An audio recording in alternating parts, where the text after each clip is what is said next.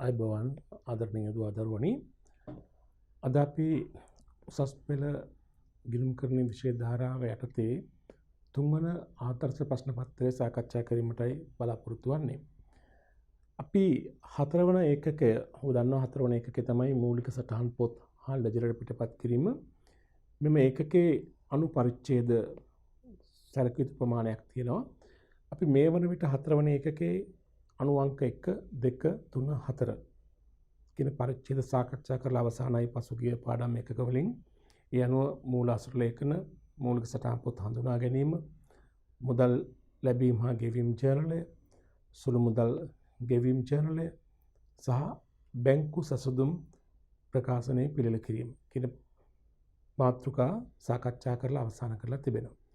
අපි හැම පාඩම් ඒකකයක්ම අවසන් වුණාම පාඩම් එකක් හෝ කීපයක් අවසන් වුණාම එම ඒකකයන්ට අදාළ බහුවර්ණ හා කෙටි ප්‍රශ්න පත්‍රය බැගින් සාකච්ඡා කරමින් එනවා. මොකද අපගේ උසස් පෙළ ගිණුම් කරන විෂය ධාරාව තුළ විෂය දැනුම මැනීමේ ප්‍රශ්න පත්‍ර දෙකෙන් එකක් අනිවාර්ය ප්‍රශ්න පත්‍රය තමයි කෙටි ප්‍රශ්න බහුවර්ණ ප්‍රශ්න පත්‍රය.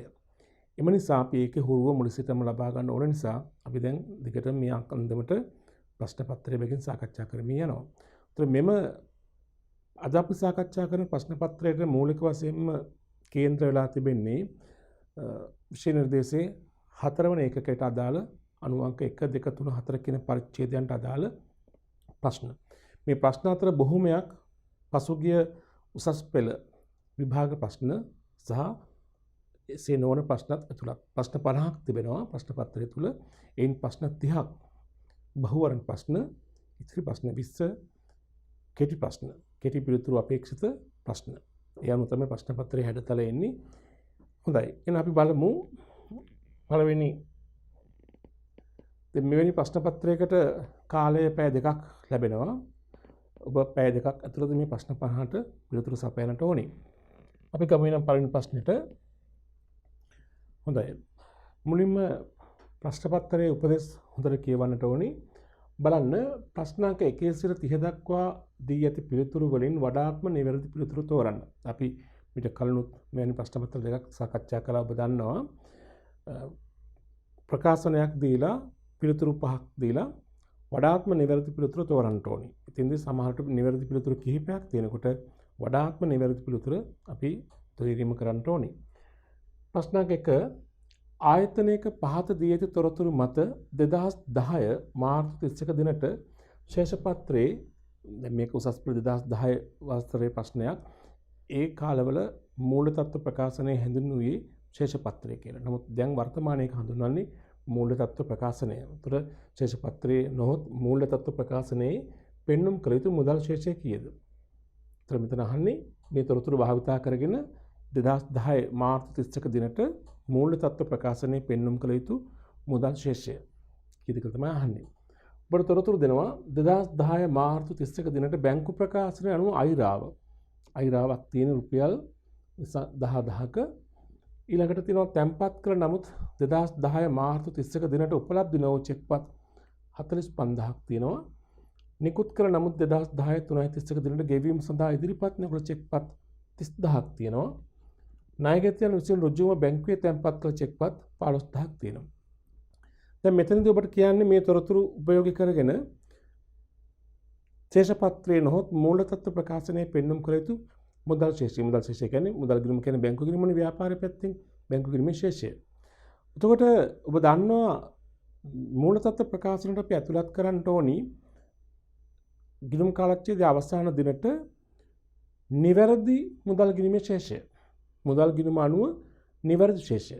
එදාට මුදල් ගිණුම සංශෝධනයක් කිරීමට අවශ්‍ය නම් සංශෝධිත මුදල් ගිණුමේ අවසාන ශේෂය තමයි අපි මූල තත්ත්ව ප්‍රකාශනයේ මුදල් ශේෂය කියලා ඇතුළත් කළ යුතු වන්නේ. දැන් මෙතෙන්දී මේ තොරතුරු පදනම් කරගෙන අපිට ඒ ඉලක්කම ගන්න නම් මෙන්න මේ වගේ දෙයක් අපිට කරන්න වෙනවා. දැන් බැංකු ප්‍රකාශන ශේෂය තියෙනවානේ. ඉදිරිපත් නොකළ චෙක්පත් උපලබ්ධ නොවු චෙක්පත්ුත් තියෙනවා. ඊට අමතරව ණයගැතියන්ගෙන් ලැබුණු ඍජු ප්‍රේෂණක් තියෙනවා. මෙතෙන්දී අපි කරන්නට ඕනේ අපි දැන් බැංකු සසුදුම් ප්‍රකාශනය හදන්න කලින් මොකද හදන්නේ? සංශෝධිත මුදල් ගිණුම. දැන් මේ ගිණුම් දෙකම සංශෝධිත මුදල් ගිණුමයි බැංකු සසුදුම් ප්‍රකාශන දෙකම කටුවට හදලා මේ තොරතුරු අදාළ ස්ථාන වලට ස්ථානගත කරලා ඒ අවශ්‍ය කරන තොරතුරු හොයාගන්න පුළුවන්. ඒතර මේ අනුව අපි මෙන්න මේ වගේ පෙර වැඩක් කරන්නට ඕනි. සංශෝධිත මුදල් ගිණුම හදන්නට ඕනි.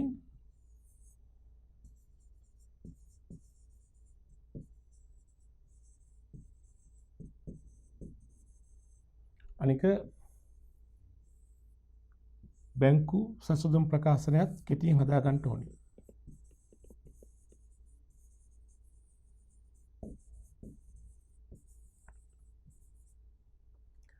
දැන් අපි බැංකු සසුදුම් පාඩම පසුගිය ඒකකයෙන් අවසන් කළ නිසා අපි දැනට හොඳ මේ වලට හොඳ අවබෝධයක් ඒ සම්බන්ධයෙන් තියෙනවා. ඒතර බැංකු සසුදුම් ප්‍රකාශනය අපි උඩින්ම දා ගන්න ඕනේ. සංශෝධිත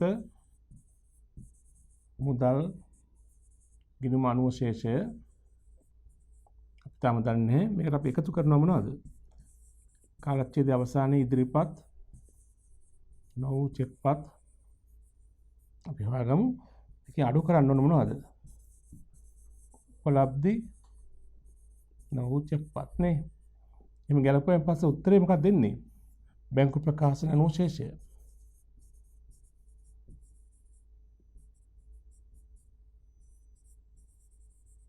ඒක වාසිදායකව අයිරාවක් වෙන්නට පුළුවන්. ඒතර සංශෝධිත මුදල් ගිණීමේ ආරම්භක ශේෂය කියන්නේ කාලච්ඡේදයේ අවසාන ශේෂය මුලින්ම එනවා. ඒකට එකතු හර කිරීම බැර කිරීම ගලපලා අවසාන ශේෂය ගන්නවා. දැන් බලන්න මේ තොරතුරු ටික අපි අදාළ තැන් වලට අපි ඇතුළත් කරමු.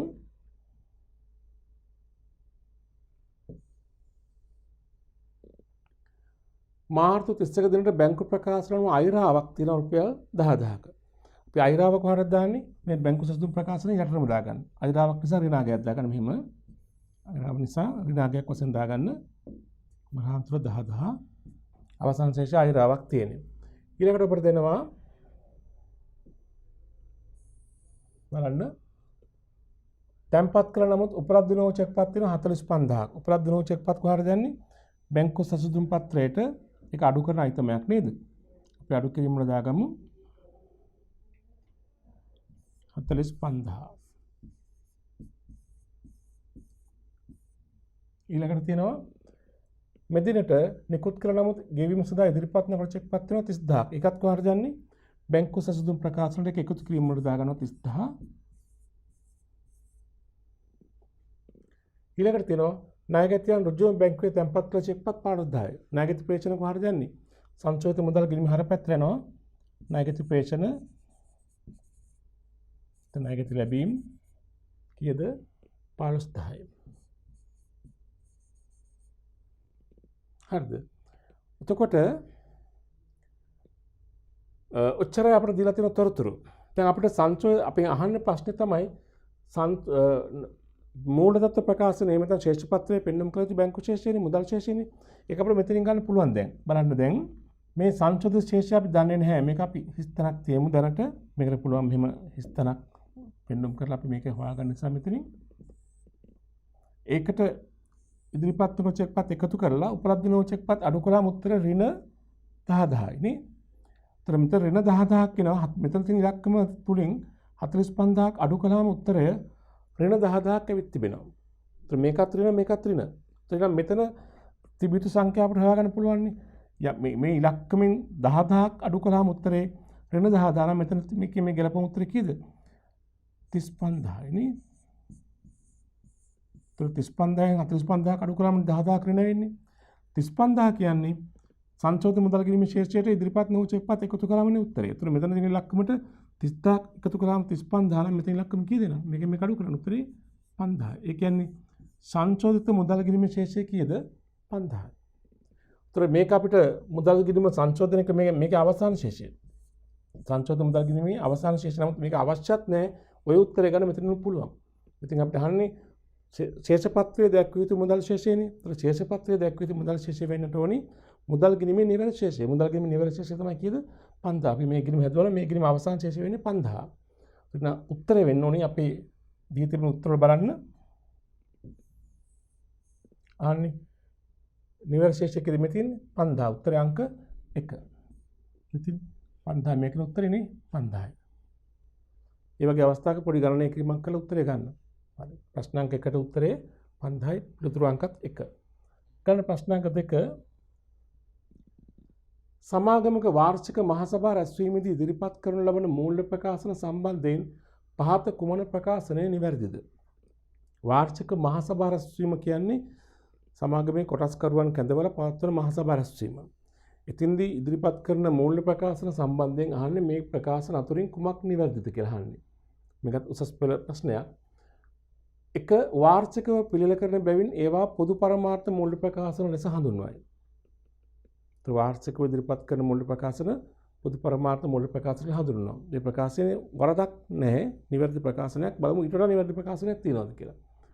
දෙක අභ්‍යන්තර පාර්ශවයන් සඳහා පිළිල කරන බැවින් ඒවා විශේෂිත පරමාර්ථ මූල්‍ය ප්‍රකාශන වේ. කොහෙත්ම වාර්ෂික මහසභා රැස්වීමේදී ඉදිරිපත් කරන මූල්‍ය ප්‍රකාශනය විශේෂ මූල්‍ය ප්‍රකාශනයක් වන්නේ නැහැ. දැන් මේ දෙවෙනි ප්‍රකාශනය නිවැරදි නැහැ. 3 සමාගමට ආවේනික වූ නිශ්චිත ගිණුම් කරන මඟ පෙන්වීම් රීතීන් හා ව්‍යුහයන් අනුව ඒවා පිළිල කරයි. මූල්‍ය ප්‍රකාශන පිළිල කිරීමේදී නිශ්චිත රීතීන් අනුගමනය කිරීමක් කරනවා. ඒක වැරදි ප්‍රකාශනයක් නෙවෙයි. බලමු තවදුරටත් නිවැරදි ප්‍රකාශන තියෙනවද? කොටස් හිමියන්ට පමණක් ඉදිරිපත් කරන බැවින් ඒවා විශේෂිත මූල්‍ය පරමාර්ථ මූල්‍ය ප්‍රකාශන ලෙස හඳුන්වයි. මහසභා රැස්වීමේදී ඉදිරිපත් කරන මූල්‍ය ප්‍රකාශනයේ කොටස් හිමියන් ඇතුළු සියලුම පාර්ශවයන්ට ඉදිරිපත් කරන මූල්‍ය ප්‍රකාශනයක්. එහෙනම් මේ වාක්‍යයත් නිවැරදි නැහැ. ඇලුම් කරන පාර්ශවයන්ගේ පොදු තොරතුරු අවශ්‍යතා සපුරාලන බැවින් ඒවා පොදු පරමාර්ථ මූල්‍ය ප්‍රකාශන ලෙස හඳුන්වයි. ඇත්තටම මහසභා රැස්වීමේදී ඉදිරිපත් කරන මූල්‍ය ප්‍රකාශනයේ වනහයි ව්‍යාපාර ඒකකයක් කෙරෙහි ඇල්මක් දක්වන සියලු පාර්ශවයන්ගේ පොදු අවශ්‍යතා ඉටු කිරීම සඳහා ඉදිරිපත් කරන මූල්‍ය ප්‍රකාශන. උතර මේ ප්‍රකාශන අතුරින් වඩාත්ම නිවැරදි ප්‍රකාශනය වෙන්නේ අංක 5. හරි උත්තරේ අංක 5. මේ තවත් නිවැරදි ප්‍රකාශන කීපයක් තිබුණා මේ අතර. නමුත් ඉතින්දී වඩාත්ම නිවැරදි ප්‍රකාශනය තමයි තෝරගන්න ඕනේ. වඩාත්ම නිවැරදි ප්‍රකාශනයේ අංක කීයද? 5. බලන්න ඊළඟ ප්‍රශ්නය අංක 3. ආයතනයක් විසින් සියලු මුදල් ලැබීම් දිනපතා බැංකුගත කරන අතර සියලුම ගෙවීම් චෙක්පත් මගින් සිදු කරයි. ඒක සාමාන්‍ය ක්‍රමයෙන් ලැබෙන සියල්ල බැංකුගත කරන්න ඕනේ. ගෙවීම් කරන සියල්ලම චෙක්පත් මාර්ගයෙන් තමයි සුළු ගෙවීම් හැර නේද?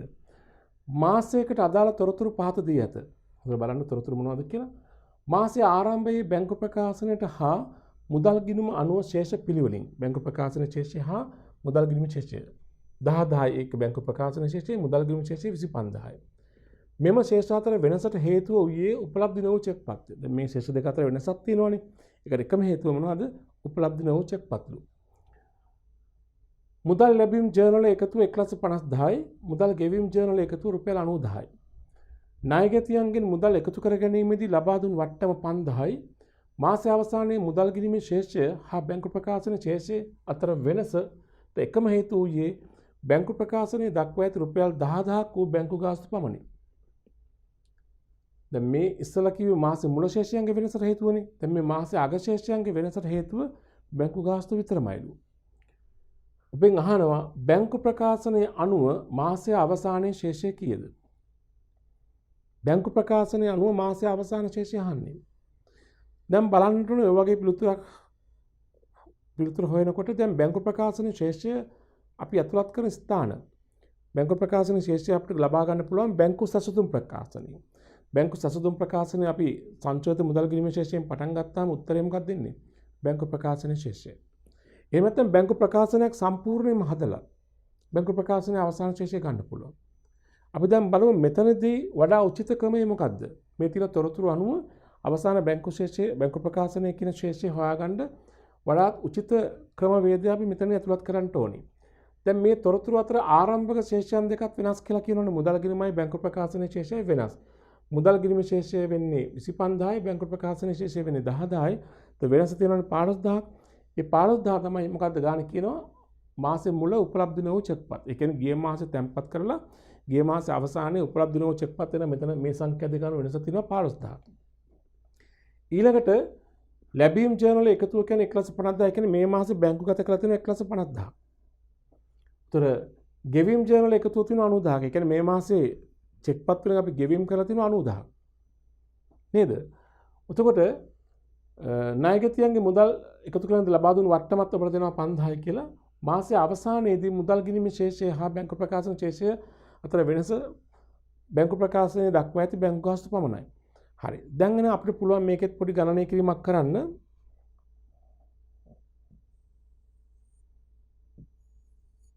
මාසයේ මුදල් ගිණුම හදන්න පුළුවන්.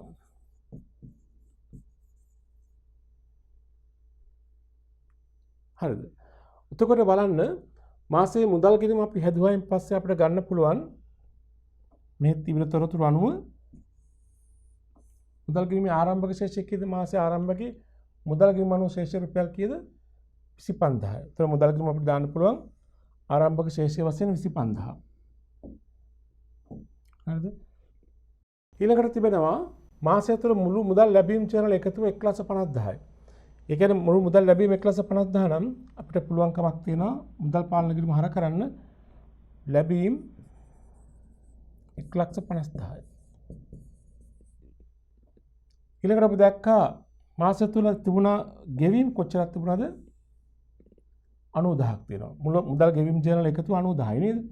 එතකොට අපිට ගෙවීම් කියලා ගන්න පුළුවන් 90,000ක්. ගෙවීම් 90,000යි. හරිනේ. ඊළඟට කියනවා ණයගැතියන්ගෙන් මුදල් එකතු කර ගැනීමේදී ලබා දුන් වට්ටම 5000කුත් තියෙනවා. අපි ණයගැතියන්ගෙන් මුදල් එකතු කරන වට්ටමකුත් දීලා තියෙනවා 5000ක්. ඒක මුදල් ගිණුමට සම්බන්ධකමක් නැහැ. ඊළඟට කියන මාසයේ අවසානයේ මුදල් ගිණුමේ ශේෂය හා බැංකු ප්‍රකාශන ශේෂය වෙනසට හේතුව බැංකුවේ ප්‍රකාශන දක්වා ඇති බැංකු ගාස්තු. එහෙනම් බැංකු ගාස්තු තියෙන 10000ක්. ඒකත් මුදල් ගිණුම බැර වෙනවනේ 10000. හරිද? උතර මේ මාසේ මුදල් ගිණුමට ඇතුළත් වෙලා තියෙන කාරණා ටික තමයි මේ තියෙන්නේ. එහෙනම් මේ ගිණුම අපි මෙහෙම තුලනය කරාම මාසේ අවසානයේ මුදල් ශේෂය ගන්න පුළුවන්. කීයද බලන්න? හර 1,75,000යි 1,75,000 බැර කළාම මෙතන තියෙනවා ලක්ෂයක් අඩු නම් ශේෂය කීයක් එනවද? 75,000යි නේ. ශේෂය පහළට ගෙන ආවා. ශේෂය ඉහළට ගෙන ආවා 75,000යි.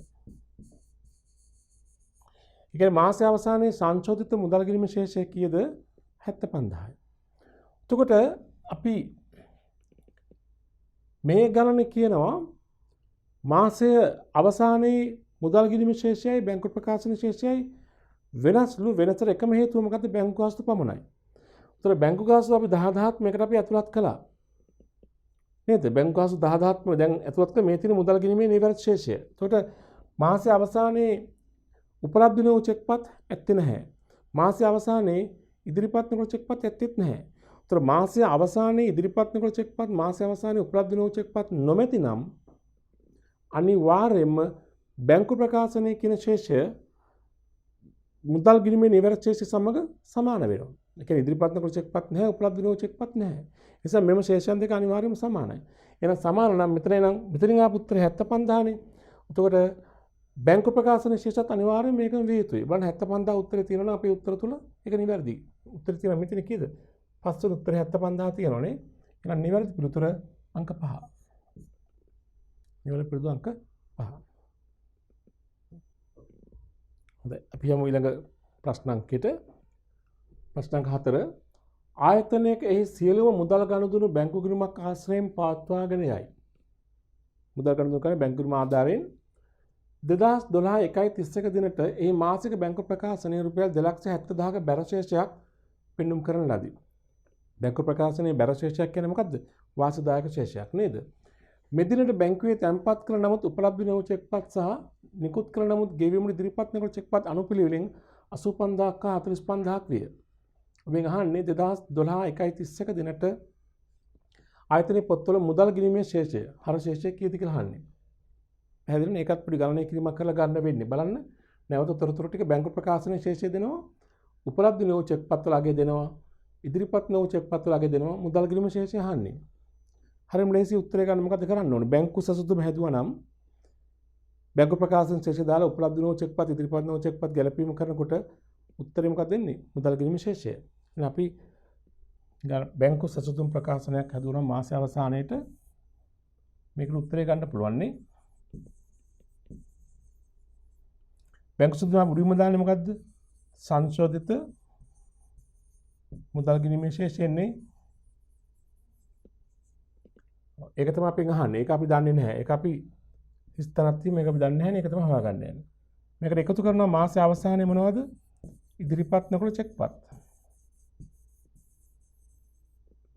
ඉදිරිපත් නොවු චෙක්පත් ගන්න දෙනවනේ.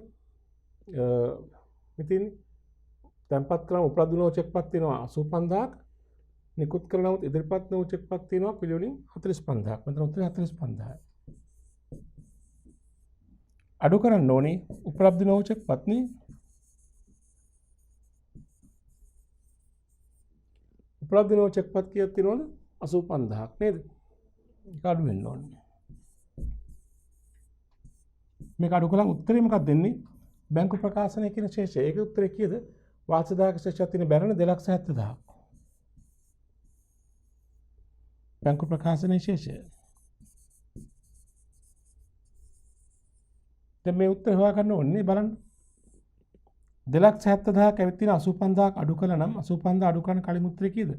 මේ දෙක එකතු වෙන්න ඕනේ. මෙතන උත්තරේ 0.0.5යි 15යි 3,55,000යි නේ. 3,55,000න් 85000ක් අඩු කළාම නේද 2,70,000 එන්නේ. නැවත බලන්න පුළුවන් අඩු කරලා. ඔව්. හරි. දැන් බලන්න මෙතන උත්තර අපි හොයන්න. දැන් 2,70,000 85000 උපලබ්ධ චෙක්පත් අඩු වෙලා නම් අඩු කලින් උත්තර 3,55,000යි. 3,55,000 කියන්නේ මුදල් ගිණුම ශේෂයට 45,000ක් එකතු කරාම ලැබෙන උත්තරය. ඒතර මේ ඉලක්කමයි 45,000 එකතුව 3,55,000 නම් 3,55,000 45,000 අඩු කරන්න උත්තරේන උත්තරේ තමයි මුදල් ගිණුම ශේෂය. ඒතර වෙනවා 0.0.5 3,10,000යි. ඒ මුදල් ගිණුම ශේෂය කීයද තිබිලා තියෙන 3,10,000යි. 3,10,000 උත්තර අපිට ළඟ තියෙනවා. මේ තියෙන පිළිතුරු අංක කීයද? 4. දැන් මුදල් ගිණුම තිබිලා තියෙන ශේෂය පිළිතුරු අංක 4 3,10,000යි. දැන් මේ වගේ ගණනය කිරීමක් කරලා උත්තරය ගන්න එක වඩාත්ම නිවැරදි මතකයෙන් ගන්නට වඩා. කම ඊළඟ ප්‍රශ්න අංක 5 2024 එක දින අමල් ඔහුගේ පෞද්ගලික ඉතිරුම් රුපියල් 5 ලක්ෂයක් සහ ඔහුගේ රුපියල් 2 ලක්ෂයක් වටිනා මෝටර රථය යොදවමින් ව්‍යාපාරය ආරම්භ කළා. ඔහුගේ පෞද්ගලික මුදලින් රුපියල් ලක්ෂ 5ක් දාලා තියෙනවා. රුපියල් 2 ලක්ෂයක් වටිනා මෝටර රථයත් ව්‍යාපාරයට යොදවලා ව්‍යාපාරය පටන් ගත්තා. පළමු මෙහෙයුම් මාසය තුළ ව්‍යාපාරයේ රුපියල් 3 ලක්ෂයක භාණ්ඩ ණයට මිලදීගෙන තිබෙනවා. එයින් 50000ක භාණ්ඩ දෝෂ සහිත වීම නිසා අපසු යවලා තියෙනවා. මෙම ගනුදෙනු සටහන් කිරීම සඳහා භාවිතා කරන මූලික ලියවිලි අනුපිළිවෙලින් මූලාශ්‍රය කියන ප්‍රශ්නය මේ තියෙන්නේ. මේ ගනුදෙනුවට අදාළ මූලාශ්‍රය කියන පිළිවෙලින් අනුපිළිවෙලින් මුලින්ම තියෙන මොකද්ද? අයිතිකරු මුදලින් සහ මෝටර රථයකින් ප්‍රාර්ථනා යෙදුවා. එය වාර්තා කිරීමට සම්බන්ධ වන මූලාශ්‍ර ලේඛනය මොකද්ද? අයිතිකරු පෞද්ගලික ඉතුරු රුපියල් ලක්ෂ 5ක් සහ ඔහුගේ රුපියල් 2 ලක්ෂයක් වටිනා මෝටර රථය යොදවමින් ව්‍යාපාරයට ප්‍රාර්ථනා වශයෙන් ආයෝජනය කළා නම් මූලාශ්‍ර ලේඛනය වෙන්නේ මේ ගනුදෙනු වාර්තා කරන පොදු ජර්නලේ. ඒතර මූලාශ්‍ර ලේඛනය වෙන්නේ ජර්නල් වවුචරය. ඊට පස්සේ භාණ්ඩ ව්‍යාපාරයේ මෙහෙයුම් කටයුතු වෙන රුපියල් ලක්ෂ 3ක භාණ්ඩ ණයට ගත්තා. භාණ්ඩ ණයට ගත්තා නම් භාවිතා කරන්නේ ගැනුම් ඉන්වොයිස් එක කියලා කිව්වත් හරි ගැනුම් ඉන්වොයිස් කියලා කිව්වත් හරි ඉන්වොයිස් එක.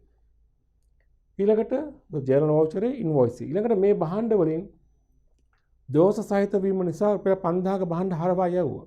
ආපසු යැවීම වලදී භාවිතා කරන මූලාශ්‍ර ලේඛනය මොකද්ද? ආපසු යැවීමකදී අපි නහිමයට ඒක හර කරනවා. ඒ නිසා මොකද මූලාශ්‍ර ලේඛනය? හරපත. එහෙනම් ජර්නල් වවුචරයේ ඉන්වොයිස් එක හරපත. ඒ තුන අඩංගු ප්‍රකාශනයක් තිබෙනවා බලන්න. එක ජර්නල් වවුචරේ ඉන්වොයිස් එක හරපත. එතන තියෙනවනේ. මේක තමයි උත්තරේ. දෙක ජර්නල් වවුචරේ ඉන්වොයිස් එක බැරපත. ඒක වෙන්න බෑ. ලදුපත ඉන්වොයිස් එක බැරපත. ඒක වෙන්න බෑ. වාහන ලියාපදිංචි කිරීමේ පොත ඉන්වොයිස් එක බැරපත. ඒක වෙන්නත් බෑ. වාහන ලියාපදිංචි කිරීමේ පොත ඉන්වොයිස් එක හරපත. ඒක වෙන්නත් බෑ. එහෙනම් හරි උත්තරේ අංක 1.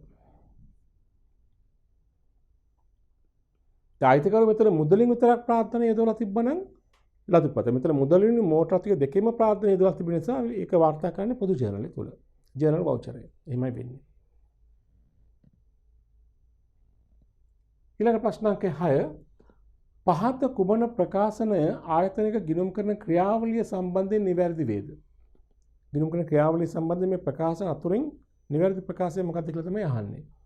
1 සුළු මුදල් පොත ආයතනයක ලෙජර් ගිණුමක් ලෙසද භාවිතා කරයි. ඒක හරියද කියන්නකෝ. සුළු මුදල් පොත ලෙජර් ගිණුමක් වශයෙන් භාවිතා කරනවා. සුළු මුදල් පොත කියන්නේ සුළු මුදල් ගෙවීම් ජර්නලය. ඒක ජර්නල් මූල විස්තරම් පොතක් පමණයි. ලෙජර් ගිණුම වෙන්නේ සුළු මුදල් පාලන ගිණුමනේ. මේ ප්‍රකාශය වැරදිනේ. 2 සියලු මූලික ලියවිලි ආයතනික ගණකාධිකාරීවරයා විසින් පිළිල කරයි.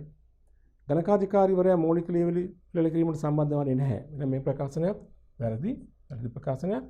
3 ණය පදනම මත මිලදීගත් සියලු වත්කම් සටහන් කිරීම සඳහා ගැනුම් ජර්නලය භාවිත කරේ. ණයට ගන්නා සියලුම දේවල් අපි වාර්තා කරන ගැනුම් ජර්නලය තුලලු. ඒකත් වැරදි. මොකද ස්ථාවර වත්කමක් ණයට ගත්තොත් වාර්තා කරන පොදු ජර්නලය. ඒ නිසා මේ ප්‍රකාශයත් නිවැරදි නැහැ. 4 ආයතනයක ශේෂ්ඨ පිරික්සුම තුලනය වීම එහි ගිණුම් කරන ක්‍රියාවලියේ නිවැරදිතාවය තහවුරු කරයි. කියන්නේ ශේෂ්ඨ පිරික්සුමක් සමාන වූ පමණින් ගිණුම් තැබීම නිවැරදි කියලා කියනවා. ඒකත් ප්‍රකාශනය නිවැරදි නැහැ. මොකද ගිණුම් තැබීම මේ ශේෂ්ඨ පිරික්සුම සමාන වුණත් ගිණුම් තැබීම තුළ වැරදි තියෙන්න පුළුවන්. 5 භාණ්ඩ ණයට විකුණුම් හා බැඳි සාරාංශගත තොරතුරු ණයගති පාලන කිරීමේ සටහන් කරයි. ණයට විකුණුම් හා ගනුදෙනුවට අදාළ සාරාංශ තොරතුරු තමයි ණයගති පාලන කිරීමේ තියෙන මේ ප්‍රකාශනය හරි. එහෙනම් මේ ප්‍රකාශ අතුරෙන් නිවැරදි ප්‍රකාශය වෙන්නේ මොකද්ද? අංක 5. ලස්සන ප්‍රකාශන තමයි නිවැරදි වන්නේ. ගන්න ඊළඟ ප්‍රශ්නාංකය ප්‍රශ්නාංක 7 සහ 8 පිළිතුරු සැපීමේදී ආයතනයට අදාළ පහත් සඳහන් තොරතුරු භාවිතා කරන්න කියලා උපදෙස් දෙනවා.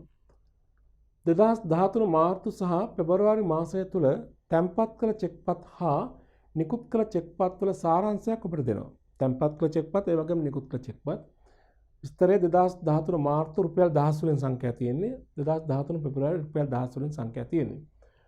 තැන්පත් කළ චෙක්පත් මාර්තු මාසෙ තියෙනවා 1000ක්, පෙබරවාරි මාසෙ තියෙනවා 900ක්. නිකුත් කළ චෙක්පත් මාර්තු මාසෙ තියෙනවා 750ක්, පෙබරවාරි තියෙනවා 600ක්. ඊළඟට අපිට දෙනවා පහත අතරතුරු දී ඇත විස්තරය 2013 3:31 දිනට 2013 2:28 දිනට. ඒ කියන්නේ ගිය මේ මාසයේ අග සහ ගිය මාසයේ අග. මොනවද? චෙක්පත් තැන්පත් උපලබ්ධ වීම, චෙක්පත් සඳහා ගෙවීම සඳහා ඉදිරිපත් කළ චෙක්පත්, බැංකුවට ඍජුවම ලැබුණු පොලි ආදායම්, බැංකු ගාස්තු, බැංකු ගිණුමේ ශේෂය, බැංකු ගිණුම මෙතන මුදල් ගිණුම, පොලි ආදායම හා බැංකු ගාස්තු ගැලපීමට පෙර. බැංකු ප්‍රකාශන අනුශේෂය මේ මාස දීලා නැහැ, ගිය මාස දෙනවා 345 කියලා.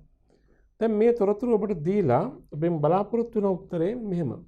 ප්‍රශ්න දෙකක් අහනවා. එක 2013 2:28 දිනට බැංකු ගිණුම නැත්නම් මුදල් ගිණුමේ සංශෝධිත ශේෂය. ඒ කියන්නේ ගිය මාසයේ අවසානයේ. ඊට පස්සේ අහනවා 2013 3:31 දිනට බැංකු ප්‍රකාශනයේ ශේෂය. ඒතර දැන් මේකට පිළිතුරු සැපයීමේදී බලන්න ගිය මාසයේ අවසානයේ සංශෝධිත ශේෂය අපෙන් අහනවා මුදල් ගිණුමේ. දැන් මේ තොරතුරු බලන්න උතර පසුගිය මාසයේ පෙබරවාරි මාසයේ බලන්න මෙතින් මුදල් ගිණුමේ ආරම්භක ශේෂය තියෙනවා සංශෝධන පෙර ශේෂය තියෙනවා රුපියල් 100ක් දහස් වලින්. ඒතර අපි පෙබරවාරි මාස සඳහා සංශෝධිත මුදල් ගිණුම හැදුවාම එහි තොරතුරු ඇතුළත් කළාම අපිට අවසාන ශේෂය ගන්න පුළුවන්. ඒත් අපි දැන් මෙහෙම හැදුවොත් එහෙම සංශෝධිත මුදල් ගිණුම මේ පෙබරවාරි හරිද? මෙතන මුදල් ගිණුමේ තියෙනවා පෙබරවාරි මාසයේ 100ක් සංශෝධනයට පෙර ශේෂය නේ 2.28 ශේෂය 100යි. ඊළඟ පෙබරවාරි මාසයේ බලන්න මුදල් ගිණුමට යා යුතු තොරතුරු සංශෝධිත මුදල් ගිණුමට යා යුතු තොරතුරු බලන්න. තැන්පත් කළ චෙක්පත් නිකුත් කළ චෙක්පත් යන්නේ නැහැ පෙබරවාරි මාසයේ. මේ අවසාන ශේෂය දීලා තියෙනවා පෙබරවාරි 28. සංශෝධිත ගිණුමට යනවා මෙහෙම උපලබ්ධ වූ චෙක්පත් යන්නේ නැහැ, ඉදිරිපත් වූ චෙක්පත් යන්නේ නැහැ. බැංකුවට ලැබුණු පොලි ආදායම පෙබරවාරි මාසයේ ලැබිලා තියෙනවා කීයක්ද? 50ක්. ඒක බැංකුවට ලැබීමක් නේ. එහෙනම් සංශෝධිත මුදල් පොතට හර වෙන්න ඕනේ. පොලි ආදායම් 50.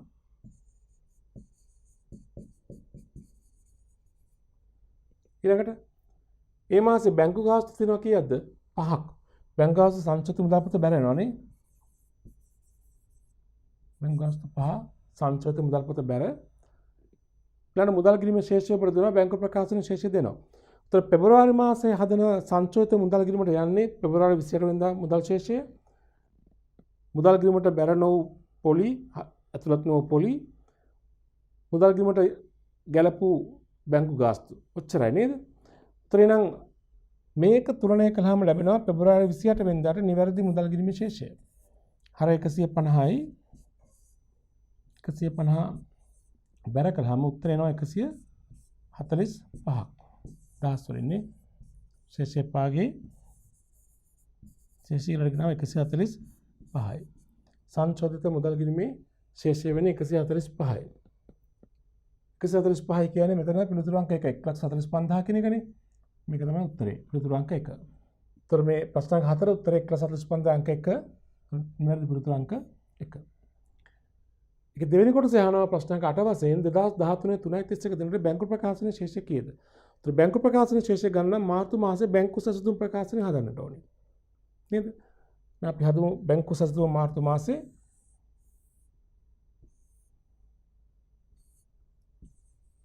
බැංකු සැසඳුම මාර්තු කෙටියෙන් එතකොට කමන්නේ පෙරවඩක් නේ. ඒතර සංශෝධිත මුදල් ශේෂය ගන්නට ඕනි. අපි ඒක තාම දන්නේ නැහැ. මේකට එකතු කරන්න ඕනි. ඉදිරිපත් නොවු චෙක්පත් මාර්තු මාසේ අඩු කරන්න ඕනි. උපලබ්ධි නොවු චෙක්පත් නේද? එහෙම කරාම උත්තරේ මොකක්ද දෙන්නේ? බැංකු ප්‍රකාශන අනුශේෂයනේ. හරි. දැන් බලන්න මාර්තු මාසයේ තොරතුරු. දැන් අභ්‍යාසයට නැවත ගියොත් අපිට දැන් හොඳට බලන්න මෙතන මේ මාර්තු මාසේ මේ පෙබරවාරි මාසේ. අපි දැන් හොයන්නේ මාර්තු අවසාන දිනට උපලබ්ධ නොවු චෙක්පත් මාර්තු අවසාන දිනට ඉදිරිපත් නොවු චෙක්පත්. උපලබ්ධ නොවු චෙක්පත් ඉස්සලම් බලමු. දැන් පෙබරවාරි මාසේ තැන්පත් කරලා තියෙනවා 900ක්. බැංකු තැන්පතු චෙක්පත් තියෙනවා 900ක්. તો පෙබරවාරි මාසේ මෙතන තියෙනවා පහලින් උපලබ්ධ වූ ප්‍රමාණය. පෙබරවාරි මාසේ 900ක් උපලබ්ධ වෙලා තියෙනවා. ඒ කියන්නේ පෙබරවාරි මාසේ තැන්පත් කරන 900ම පෙබරවාරි මාසේ උපලබ්ධ වෙලා මේ 900ම උපලබ්ධ වෙලා නේ. එහෙනම් පෙර මාසෙන් මේ මාසෙට උපලබ්ධ නොවු චෙක්පත් කිසිවක් ඉන්නේ නැහැ. 900ක් තැන්පත් කරලා 900ම උපලබ්ධ වුණා පෙබරවාරි මාසේ. ඊළඟට මාර්තු මාසේ බලන්න. මාර්තු මාසේ තැන්පත් කළ චෙක්පත් තියෙනවා කීයක්ද? 1000ක්. නමුත් උපලබ්ධ වූ ප්‍රමාණය කීයද බලන්න මේ තියෙන්නේ? මාර්තු මාසේ 750යි. 1000ක් තැන්පත් කරලා තියෙනවා. උපලබ්ධ වෙලා තියෙන කීයද? 750යි. ඒ කියන්නේ 3.31 උපලබ්ධ නොවු චෙක්පත් කීයද? උපලබ්ධ නොවු චෙක්පත් එනවා 1000ක් නේ තැන්පත් කරලා තියෙන්නේ. 1000න් අඩු වෙන්න ඕනේ 750. අඩු කළාම උත්තරේ කී දෙන්නේ? 250. ඒ කියන්නේ මාර්තු මාසේ අවසාන දිනට උපලබ්ධ නොවු චෙක්පත් කීයද? 250. ගත්ත තේරුණ ගත්ත විදිහනේ 1000ක් තැන්පත් කරලා තියෙනවා 750යි බැර වෙලා තියෙන්නේ. ඒතර මේ තුල ගිය මාස චෙක්පත් කිසිවක් නැහැ. මොකද ගිය මාස චෙක්පත් ටික ඔක්කොම මේ මාසේ බැංකුවට ඇවිල්ලා තිබුණානේ ගිය මාසෙම. ඒතර එහෙනම් 750ක් තියෙන මේ මාසයේ. ඒත් මේ මාසේ අවසානයේ උපලබ්ධ නොවු චෙක්පත් වෙනවා කීයක්ද? 250ක්. අපි ඒක දාගමු බැංකු සැසඳුම් ප්‍රකාශනයේ උපලබ්ධ නොවු චෙක්පත් කියන තැනට 250යි. වරහන්තට අඩු කරන එකක් නේක. හරි.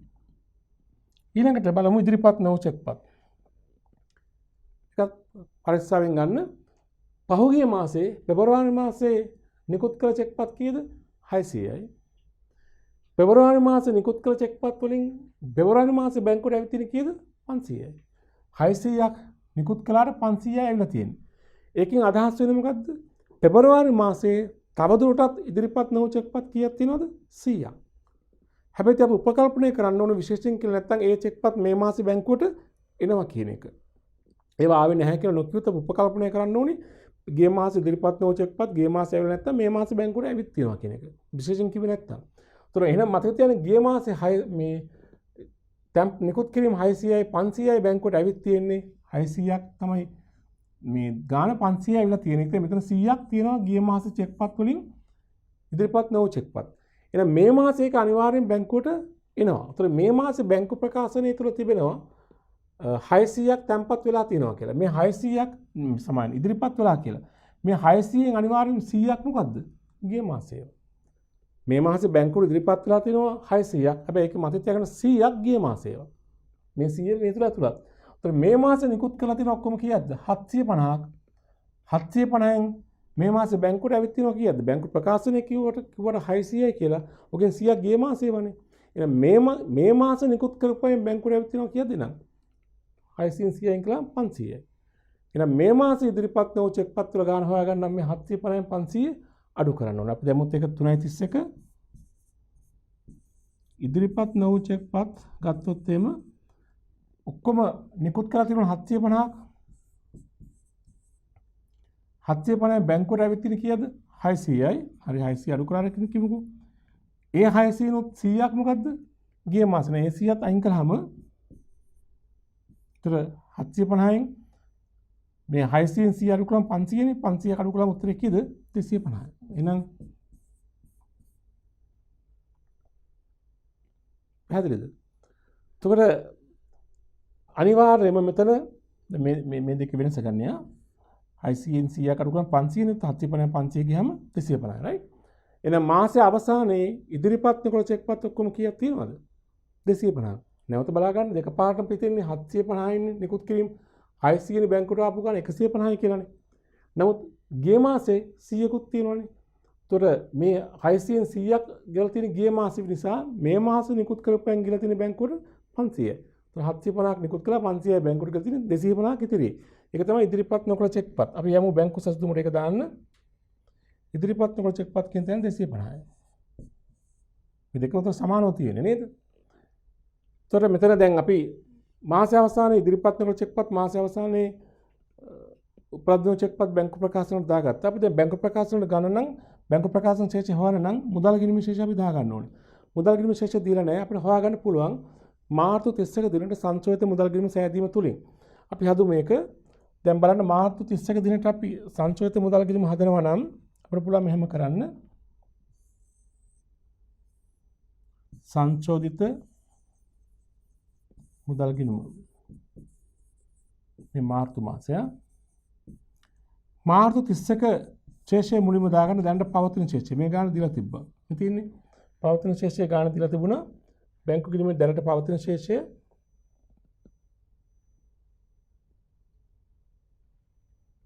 මේ ගාන දීලා තියෙනවා බලන්න මේ තියෙන්නේ. බැංකු ගිණුමේ පවතින ශේෂය මේ තියෙන්නේ මාර්තු 31 දිනට 395ක් මේ තියෙන්නේ පොලි ආදායම් බැංකු ගාස්තු ගැලපීමට පෙර ශේෂයනේ 395යි. අපි 395 දාගමු සංශෝධිත මුදල් ගිණුමේ ශේෂය වශයෙන් 395යි. මේකට ඇතුළත් කරන්න ඕනේ මාර්තු මාසෙට අදාළ සංචෝදිත මුදල් ගිණුමට යා යුතු තොරතුරු. අපි අභ්‍යාසයෙන් ගත්තොත් ඒවා තමයි මෙන්න මේවා. මාර්තු මාසයේ බලන්න බැංකු ගාස්තු 10ක් තියෙනවා. පොලි ආදායම් නැහැ. පොලි ආදායම් මාර්තු මාසේ නැහැනේ. පොලි ආදායම් සහ බැංකු ගාස්තු ගලප ගන්න කලින් උත්තරේ මේ තියෙන්නේ. 395 නම් පොලි ආදායම නැහැ. බැංකු ගාස්තු ඇතුළත් කළ යුතු 10ක්. බැංකු ගාස්තු මුදල් ගිණුම බැල කරන්න එපා. මුදල් ගිණුම බැල. તો මෙච්චරයි මාර්තු මාසේ බැංකු ගිණුමට මුදල් ගිණුමට යා යුතු තොරතුරු. දැන් මේ ගිණුම තුලනය කරලා ගන්න අවසාන ශේෂය 395 හර 395 බැර කළාම වෙනස එනවා 385ක් නේද? මේ තමයි ශේෂය. ශේෂය පාගේ ශේෂය ඉගෙන 385. කියන්නේ සංචෝදිත මුදල් ගිණුම ශේෂය කීයද? 385යි. අපි මේ 385 තමයි බැංකු සැසඳුම් ප්‍රකාශනයට දාගන්න ඕනේ. සංචෝදිත මුදල් ගිණුමේ ශේෂය 385යි. හරිද? හරි. ඒකට 250ක් එකතු වෙලා 250ක් අඩු වෙනවා. 250 කියන ඉදිරිපත් නොවු චෙක්පත් ඉදිරිපත් නොවු චෙක්පත් තුල අගේ එකතු කළාම 5 8 5 13යි 3 2 5 6 635යි. ආයෙ 250ක් අඩු කළාම මේ උත්තරම එන්නේ 385යි. එහෙනම් බැංකු ප්‍රකාශන අනුශේෂය කීයද? 385යි. ඒ කියන්නේ 3,85,000යි. හරි උත්තරේ අංක 4 නේද? නිවැරදි ප්‍රතිඋත්තර අංක 4. 3,85,000යි ශේෂය. හරිද? හොඳයි. ඒ වගේ අවස්ථාවකදී ගණනය කිරීම නිවැරදිව කරන්න ඕනේ නැත්නම් උත්තර එන්නේ නැහැ. අපි ඊළඟ ප්‍රශ්න අංකයට ඒ ප්‍රශ්න දෙකක් තියෙනවා. ප්‍රශ්නක 9 සිට 11 දක්වා. ඒ කියන්නේ ප්‍රශ්නක 9 10 11 ප්‍රශ්න තුනක් තියෙනවා. පිළිතුරු සැපීමේදී පහ සඳහන් තොරතුරු භාවිතා කරන්න කියලා ඔබට දෙනවා. තොරතුරු සමූහයක් මොනවද? ලැයිස්තුගත මිල රුපියල් ලක්ෂයක් වූ භාණ්ඩ 2017 මාර්තු 10 වන දින කුමාර විසින් අමල්ට 10%ක වෙළඳ වට්ටමක් අඩු කිරීමෙන් පසු ණයට විකුණන ලදී.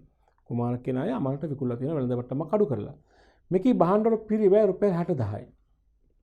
ඊළඟට කියනවා අමල් විකුණු මිල 30000ක භාණ්ඩ වරහන් තුල කරන පිරිවැය 20000යි කියලා 2017 මාර්තු 15 වන දින ආපසු එවලා තියෙනවා.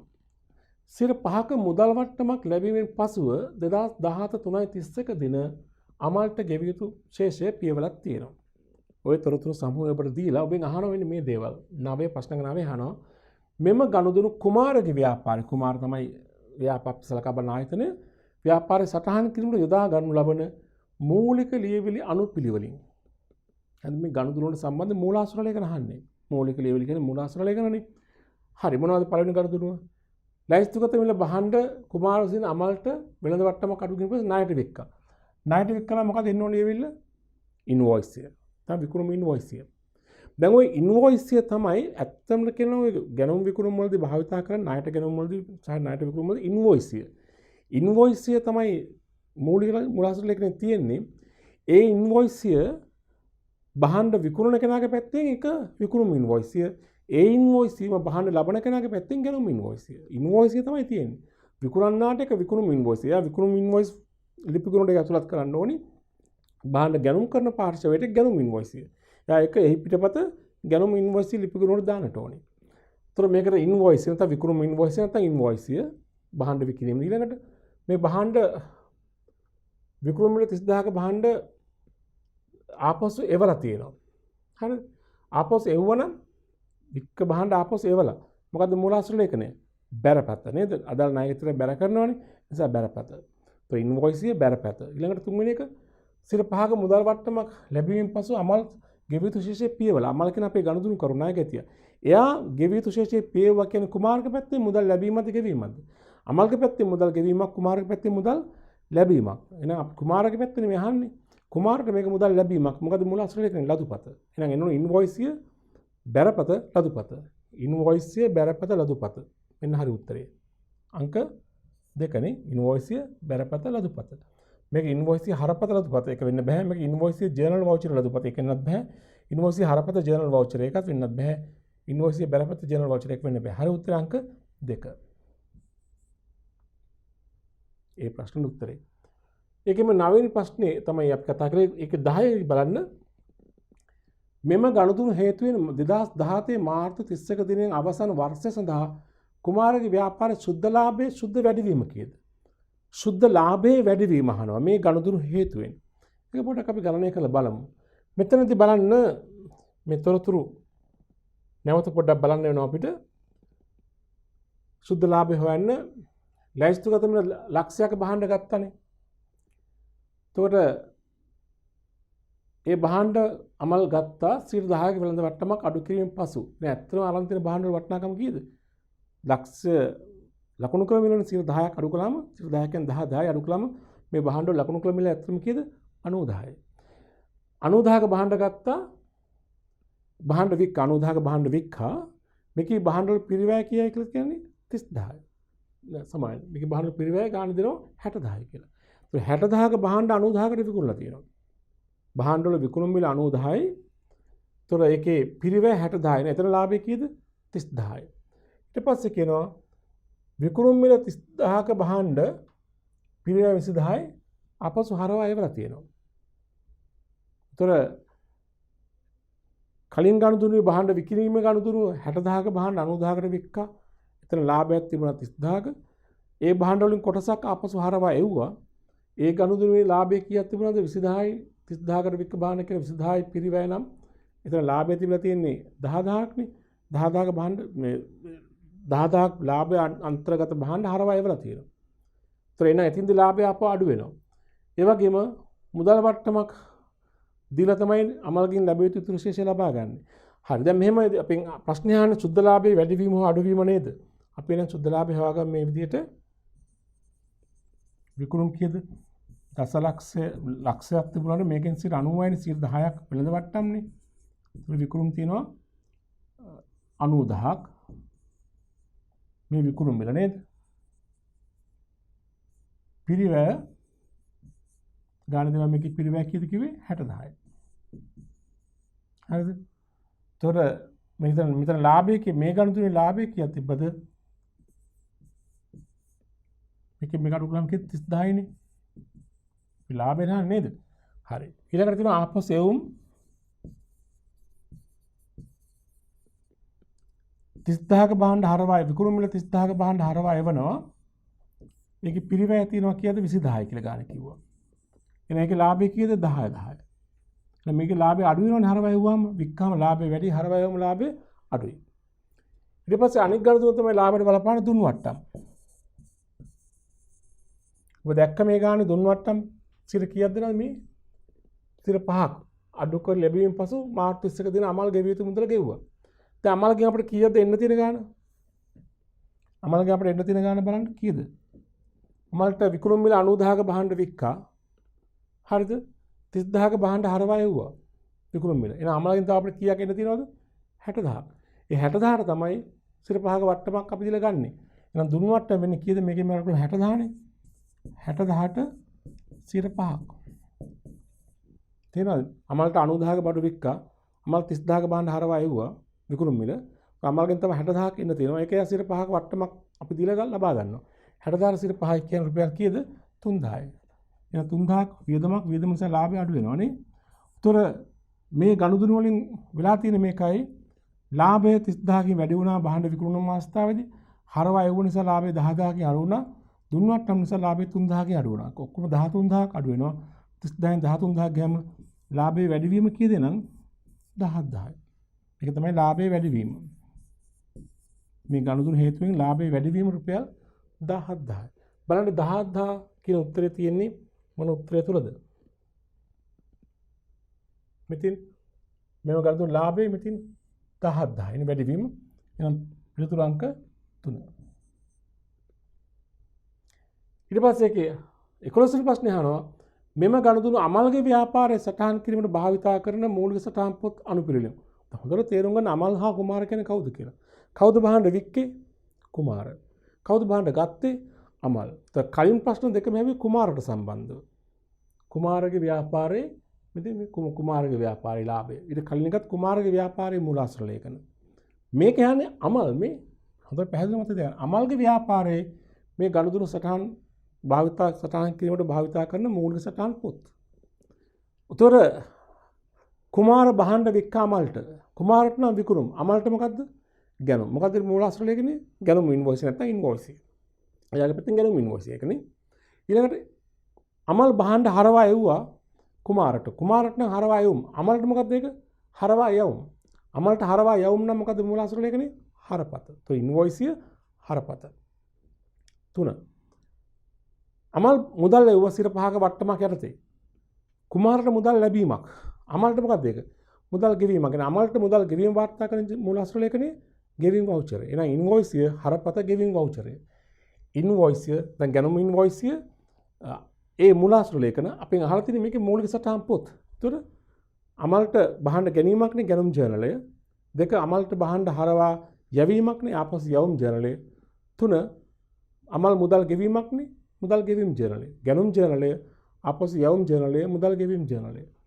ගෙවීම් ජර්නලය ආපසු යවුම් ජර්නලය මුදල් ගෙවීම් ජර්නලය. පිළිතුරු අංක 1 හරිනේ. ගැනුම් ජර්නලයේ තියෙන භාණ්ඩ ගත් අවස්ථාවේදී අමල් හරවා යවුවා ආපසු යවුම් ජර්නලය මුදල් ගෙවුවා මුදල් ගෙවීම් ජර්නලය. එහෙනම් පිළිතුරු අංක 1. පැහැදිලි නේද? කුමාර විකුණුම් අමල්ට ගැනුම්.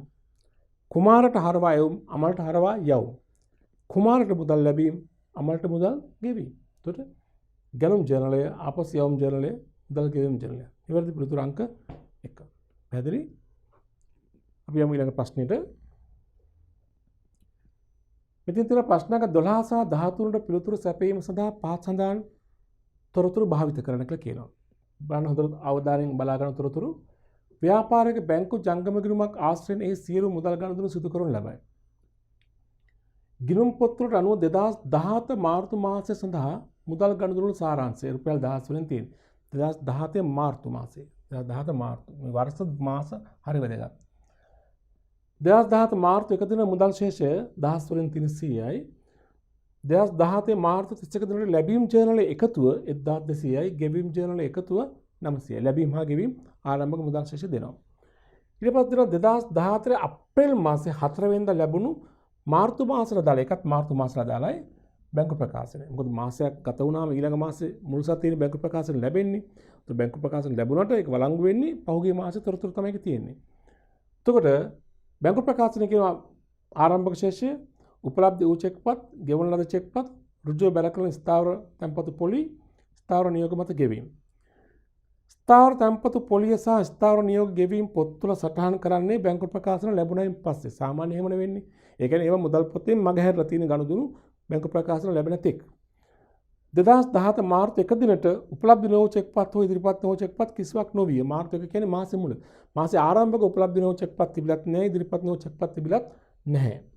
ඊළඟට ප්‍රශ්න 12 දී අහනවා 2017 මාර්තු 31 දිනට ව්‍යාපාරයේ මුදල් ගිණීමේ සංශෝධිත ශේෂය කීයද? සංශෝධිත මුදල් ගිණීමේ ශේෂය.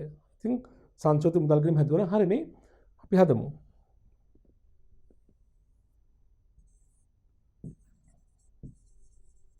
සංශෝධිත මුදල් ගිණුම. එතන මාර්තු මාසෙට නේද? ඒතර මාර්තු 1 ශේෂ්ඨය මුලින්ම දාගන්න. මාර්තු 31 ශේෂ්ඨය ගන්න දෙනව නේද? මාර්තු 1 ශේෂ්ඨය තියෙනවා ලැබීම් ගෙවීම් හරබර කරලා අපිට ශේෂ්ඨය ගන්න වෙනවා නේද? මාර්තු 31 ශේෂ්ඨය දීලා නැහැනේ. නමුත් මාර්තු 1 ශේෂ්ඨයෙන් පටන් අරන් සම්පූර්ණ ලැබීම් ගෙවීම් හරබර කරලා අවසාන ශේෂ්ඨය ගන්න පුළුවන්. ඒතර මාර්තු 1 ශේෂ්ඨය කීයක් තියෙන්නේ? 100යි. ඒතකොට ඇත්තටම මේක සංශෝධිත මුදල් ගිණුම කිව්වට සම්පූර්ණ මුදල් ගිණුම.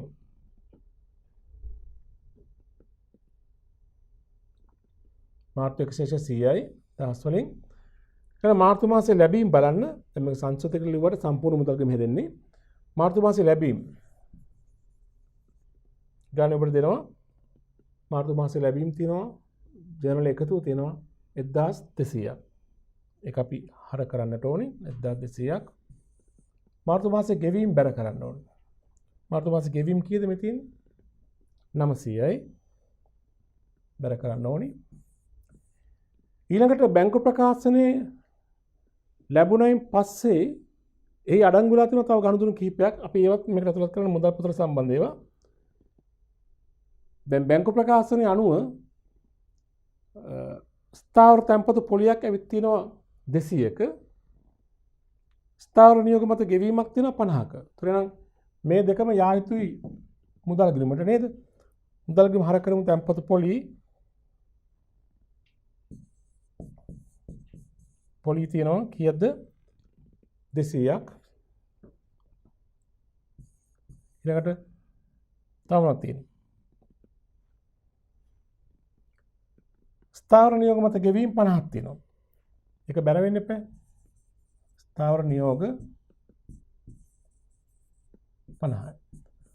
දැන් මේ තියෙන්නේ මුදල් ගිණුමට යා යුතු සම්පූර්ණ තොරතුරු. ආරම්භක ශේෂය, මාසයේ ලැබීම්, මාසයේ ගෙවීම් සහ බැංකු ප්‍රකාශනයේ අඩංගු ගනුදෙනු දෙකකුත් තියෙනවා. දැන් එනම් මේ ගිණුම තුලනය කරලා ගමු අවසාන ශේෂය.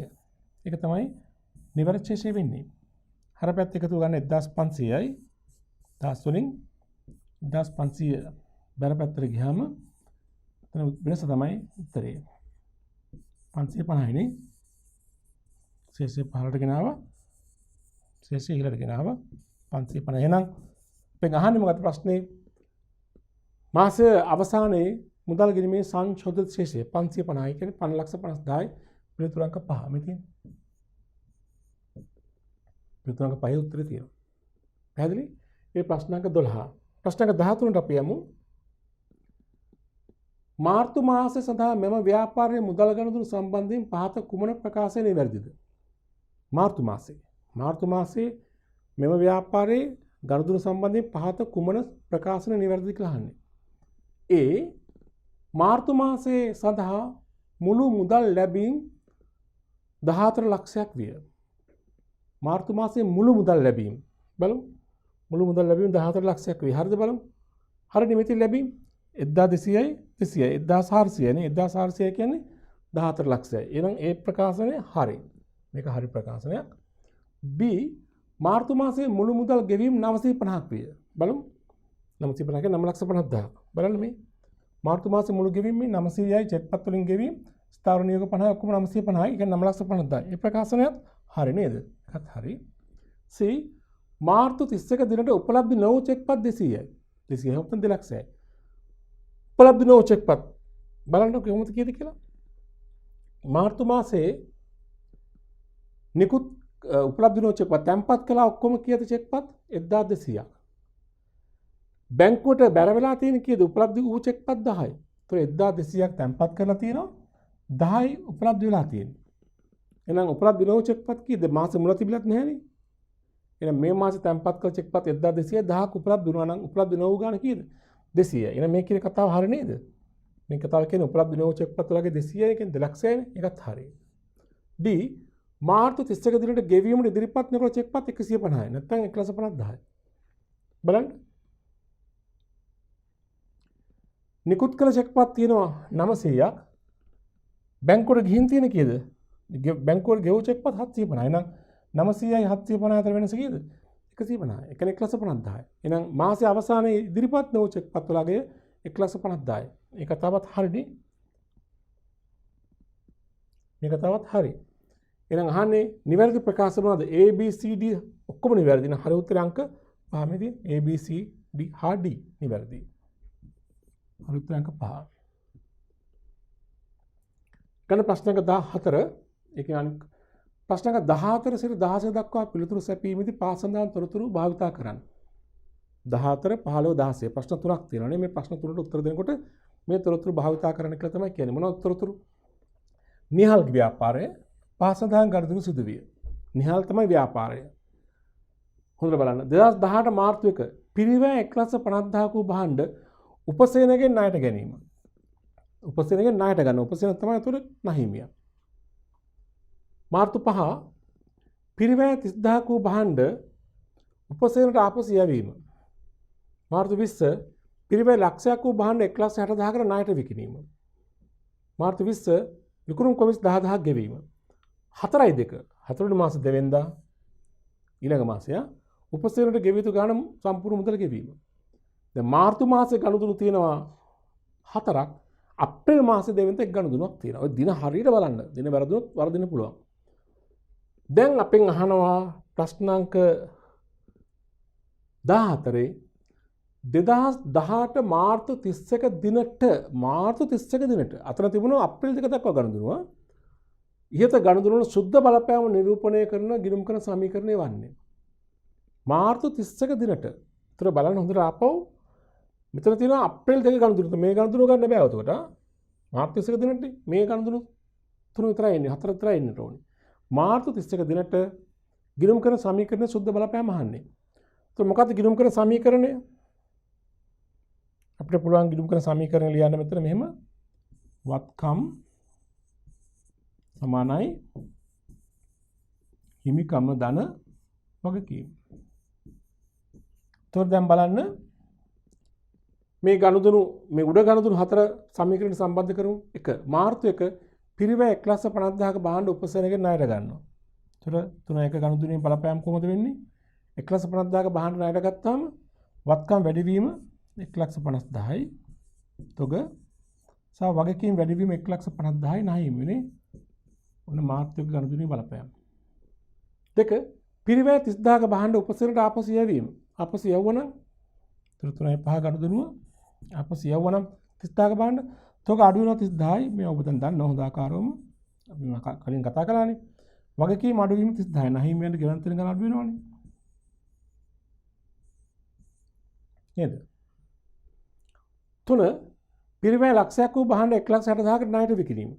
තොග වික්‍රම ණයට දිනේ මාර්තු 20යි. පිරිවැය ලක්ෂයක් වූ භාණ්ඩ 1,60,000කට වික්කනම් තොග අඩු වෙන ලක්ෂයක්. 1,60,000කට ණයට වික්‍රන ණය ගතිය වැඩි වෙන 1,60,000යි. ඒකත් වත්කමක්. ලාභය 60,000 නිසා හිමිකම වැඩි වෙන 60,000ක්. මාර්තු ස්ථාගන දත්ත විකුණුම් කොමිස් 10,000ක් ගෙවුවා. විකුණුම් කොමිස් 10,000ක් ගෙවුවම මොකද වෙන්නේ?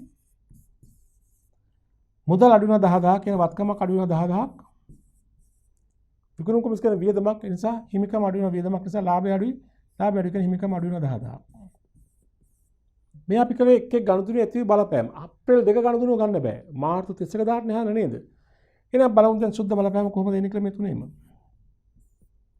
වත්කම් 1,50,000ක් වැඩි වෙනවා 30,000ක් අඩු වෙනවා ලක්ෂයක් අඩු වෙනවා 1,60,000ක් වැඩි වෙනවා 10,000ක් අඩු වෙනවා. ඒක බලන්න එකිනෙක 1,50,000න් 30,000ක් අඩු නම් 1,20,000යි 1,20,000න් ලක්ෂයක් ගියාම 20,000යි 20,000ට 1,60,000 එකතු වුණාම 1,80,000යි 10,000ක් අඩු නම් උත්තරේ 1,70,000යි ධන නේද? මෙතන 60,000ක් ධන 10,000ක් ඍණ ධන 50,000යි. මෙතන 1,50,000ක් ධන 30,000ක් ඍණ එනම් ධන 1,20,000යි. මෙන්න මේක තමයි ඇති වෙන බලපෑම. වත්කම 1,70,000කින් වැඩි වෙන්න ඕනේ. හිමිකම 50,000කින් වැඩි වෙන්න ඕනේ. වගකීම 1,20,000කින් වැඩි වෙන්න ඕනේ. ඔය තත්ත්වයේ තියෙන සමීකරණය තමයි නිවැරදි. බලන්න වත්කම 1,70,000යි වගකීම 1,20,000යි හිමිකම 50,000යි නේ. ඒතර වත්කම 1,70,000යි වගකීම 1,20,000යි හිමිකම 50,000යි. මේ අංක තුන තමයි නිවැරදි. වත්කම 1,70,000 ධන වගකීම මේ තියෙන්නේ 1,20,000ක ධන හිමිකම 50,000ක ධන. අංක තුන නිවැරදි. පැහැදිලිද? හරි. ගන්න ප්‍රශ්න අංකේ 15 ඉහත ගනුදෙනු නිසා 2018 3.31 දිනට නිහාල්ගේ ව්‍යාපාරයේ ණයමි පාලන කිරීමේ ශේෂය හා ණයගැති පාලන කිරීමේ ශේෂය වැඩි වීම. කවදාද දෙකක් අහන්නේ? මාර්තු 31 දිනට. මාර්තු 31 දිනට ණයගැතියන්ගේ හා ණයමියන්ගේ පාලන කිරීම වල ශේෂයන්ගේ වැඩි වීම දැක්වෙන වැඩි වූ ප්‍රමාණය දැක්වෙන නිවැරදි උත්තරේ මොකක්ද කියලා අහන්නේ නේද? එහෙනම් අපි ණයගැති පාලන කිරීම හා ණයමි පාලන කිරීම සම්බන්ධ කරලා බලමු. මාර්තු 31 දක්වා ගනුදෙනුනේ. මාර්තු 31 දක්වා ගනුදෙනු තමයි අපි ගන්නට ඕනේ. ඒතර අපි මෙහෙම හැදුවොත් එම ණයගැති සහ ණයහිමි ගිණුම් දෙක මේ ණයගැති මේ ණයහිමි පළවෙනි ගනුදෙනුව පිරිවැය 1,50,000ක භාණ්ඩ උපසනගෙන් ණයට ගත්තා. උපසන අපේ කවුද? ණයහිමි එක. ඒතර ගැනුම් ගිණුම් හර ණයහිමි බැරනේ.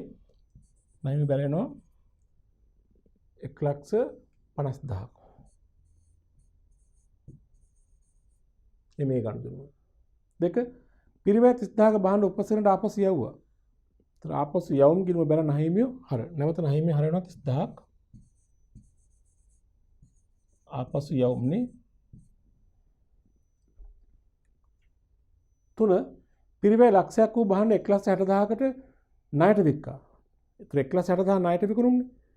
ණයගැති හර විකුණුම් බැලනේ. ණයගැති හර වෙනවා 1,60,000ක් විකුණුම් කියලා.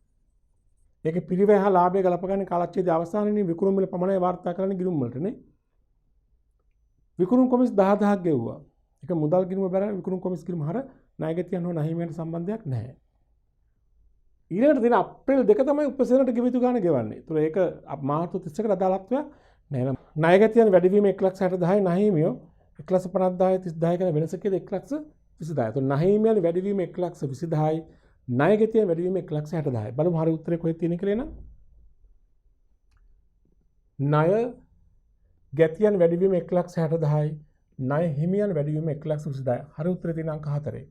මේ බලන්න ණයහිමියන් වැඩිවීම 1,20,000යි ණයගැතියන් වැඩිවීම 1,60,000යි. හරි උත්තරේ අංක 4. පැහැදිලි නේද? හොඳයි. අපි යමු ඊළඟ ප්‍රශ්න අංකයට. ඒකෙම ඉතුරු කොටස උපසේන සමග සිදු වූ ගනුදෙනු සහ ඒවා සිදු අනුපිළිවෙලට නිහාල්ගේ ව්‍යාපාරයේ පොත්වල සටහන් කිරීමට යොදා ගන්නා මූලික ලියවිලි වන්නේ. ඔබට තේරුම් ගන්න නිහාල්ගේ පොත්වලට පෙනෙන ආකාරය. නිහාල්ගේ ව්‍යාපාරයට පෙනෙන ආකාරයට උපසේන සමග සිදු වූ ගනුදෙනු. අනෙක් ගනුදෙනු නෙමෙයි උපසේන සමග සිදු වූ ගනුදෙනු වාර්තා කිරීමට සම්බන්ධ මුලාස් ලේඛන. ඒතර උපසේන සමග සිදු වෙච්ච ගනුදෙනු මොනවද බලන්න. අභ්‍යාසයට නැවත යන්න වෙනවා. මෙතන උපසේන සමග සිදු වෙච්ච ගනුදෙනු එකක් 1,50,000ක භාණ්ඩ උපසනගෙන් ණයට ගත්තා. මොකද්ද මුලාස් ලේඛනේ? ගැනුම් ඉන්වොයිස් එක නැත්නම් ඉන්වොයිස් එක කෙටියෙන් කිව්වොත්. ආයි උපසනට භාණ්ඩ හරවා යවුවා. මොකද මුලාස් ලේඛනේ? හරපත. ඒතර ඉන්වොයිස් එක හරපත. ඊළඟට මේ භාණ්ඩ ණයට විකුණන උපසනට ආයෙත් තියෙන මුදල් ගෙවීම අප්‍රේල් 2. මුදල් ගෙවන අප්‍රේල් 2 නේ. ඒතර උපසන සමග සිදු වෙච්ච ගනුදෙනු ගත්තොත් එහෙම භාණ්ඩ ගන්න අවස්ථාවේදී ගැනුම් ඉන්වොයිස් එක ද ඉන්වොයිස් එක හරවා යවනකොට හරපත මුදල් ගෙවීමේදී ගෙවීම් වවුචරය.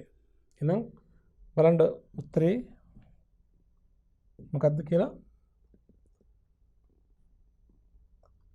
ඉන්වොයිස් එක හරපත ගෙවීම් වවුචරය. ඉන්වොයිස් එක බහන්න ගන්නකොට හරපත බහන්න හරවා යවනකොට මුදල් ගෙවනකොට ගෙවීම් වවුචරය. නිවැරදි පිළිතුර අංක 2. හොඳයි අපි යමු ඊළඟ ප්‍රශ්න අංකයට. ප්‍රශ්නක 18 සිට 19 දක්වා ප්‍රශ්න වල පිළිතුරු සැපීමේදී පාසදාන් තොරතුරු භාවිත කරන්න කියලා කියනවා. 2019 1 දින මුදලින් 4,50,000ක් ආයෝජනය කරමින් සඳුන් විසින වෙළඳ ව්‍යාපාරයක් ආරම්භ කළා. 2019 ජනවාරි මාසයේ 5 වෙනිදා ගනුදෙනු සිදු වේ කියලා ගනුදෙනු දෙනවා අපට 4ක්. 1.10 ජයමාල් වෙළඳුන්ගෙන් රුපියල් 5 ලක්ෂයක භාණ්ඩ ණයට ගැනීම. 1.12 ජයමාල් වෙළඳුන්ගේ මිලදීගත් භාණ්ඩ වලින් 50000ක තොග ආපසු හරවා යැවීම. 1.15 4 ලක්ෂයක් පිරිවැය වූ භාණ්ඩ 6 ලක්ෂයකට සිරිමල්ට අත්පිට මුදලට විකිණීම. 1.24 5000ක වට්ටමකට යටත්ව ජයමාල් වෙළඳුන්ට ගෙවිය යුතු මුදල පියවීම. ඔබෙන් අහනවා ප්‍රශ්න එක ප්‍රශ්නයක් 17 ජයමාල් වෙළඳුන් සමග සිදු කළ මේ ගනුදෙනු වාර්තා කිරීමට අදාළ අනුපිළිවෙල දැක්වෙන මූලාශ්‍ර ලේඛන. ජයමාල් වෙළඳුන් සමග පමණයි. ඒතර මෙතන බලන්න ජයමාල් සමග සිදු කළ ගනුදෙනු මොනවද කියලා. 1.10 ජයමාල්ගෙන් භාණ්ඩ ගත්තා. මොකද මූලාශ්‍ර ලේඛනයේ ගැනුම් ඉන්වොයිස් එක. 1.12 ජයමාල්ට හරවා යවුවා. මොකද මූලාශ්‍ර ලේඛනයේ හරපත. මේක ඉන්වොයිස් එක හරපත. ආයි 1.24 ජයමාල්ට 5000ක වට්ටමක් අරගෙන මුදල් ගෙවනවා. මොකද එහෙනම් ගෙවින් වවුචර් එක. එහෙනම් ඉන්වොයිස් එක හරපත ගෙවින් වවුචර් එක. බලන්න ඒ උත්තරේ තියෙන්නේ කොහෙද කියලා.